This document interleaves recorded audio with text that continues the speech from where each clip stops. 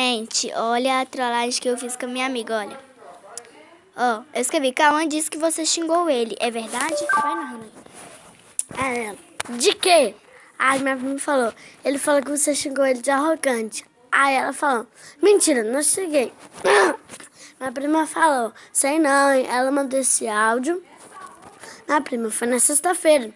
Ela foi e falou, você nem veio na sexta-feira, falou com a minha prima, cuidado, Diana, como você pode ser tão mal?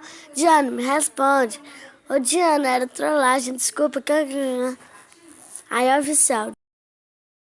Diana, minha filha, era trollagem. Por favor, não fica com raiva de mim, não. Minha prima ligou pra ela 2 vezes e ela não atendeu. Olha, gente, eu vou tentar ligar pra ela mais uma vez pra vocês verem que é verdade. Ela tá online. E eu... Ainda não. Ó, desligou. Ela tá muito brava. Eu vou tentar ligar. Aí ela tá gravando um áudio, gente. Não, vai dar PT. Vou mandar esse vídeo pra ela. Ela não mandou nada. Ah, não, mandou. Gente, olha o áudio, ó.